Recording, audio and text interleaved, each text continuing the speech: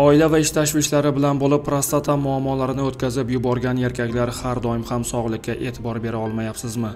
Endilikda siz prostata muammolariga turkiyalik urolog Yunustur va Prostamix mahsuloti bilan birga davolansangiz bo'ladi.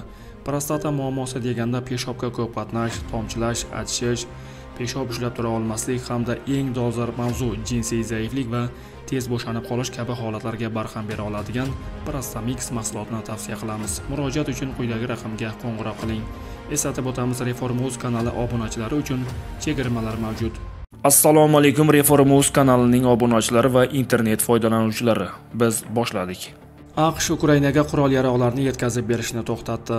AQSh Mudofaa vazirligining Ukrainaga ayrim turdagi qurol-yarog'larni yetkazib berishni to'xtatish haqidagi qarori Patriot zenit raketa tizimlari va Stinger odam portativ havo hujumiga qarshi mudofaa tizimlari uchun o'nlab tutuvchi raketalarga taalluqlidir. Bu haqda NBC News telekanali manbalariga tayanib xabar berdi.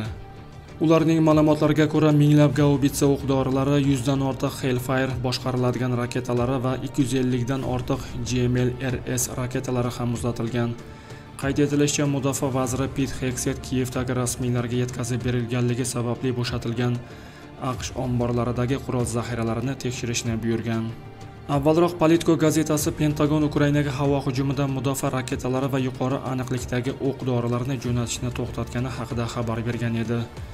Nashrning yozishicha, yetkazib berishni to'xtatib turish haqidagi qaror tashabbuskori mudofaa vazirining siyosat bo'yicha o'rinbosari Elbrich Kolbi bo'lgan.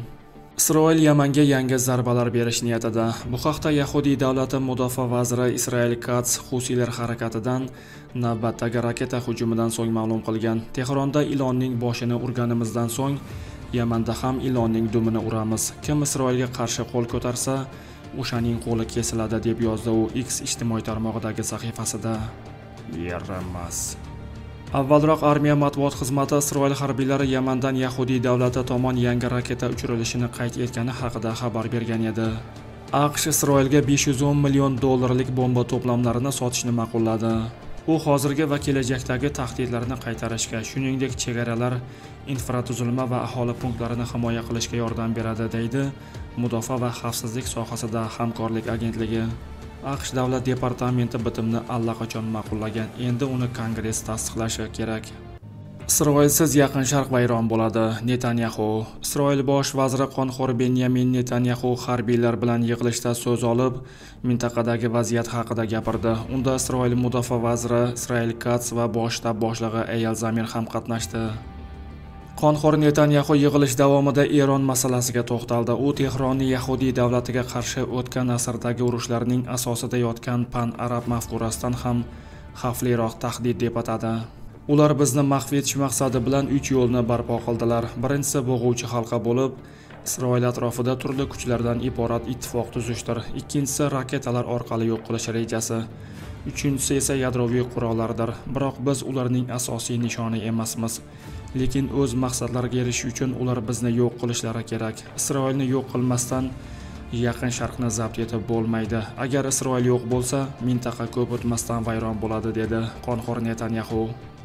Latviya hukumati Ukrainaga 42 ta Patria bronetransportyorlarini topshiradi. Latviya hukumati Ukraina qurolli kuchlariga Latviyada ishlab chiqarilgan 42 dona Patria zirhli transportyorlari va ular uchun ehtiyot qismlar, shuningdek boshqa qurol-yarog' va o'q-dorilarni topshirishni ma'qulladi. Bu haqda Latviya mudofaa vaziri Andris Sprudis ijtimoiy tarmoqdagi sahifasida ma'lum qildi.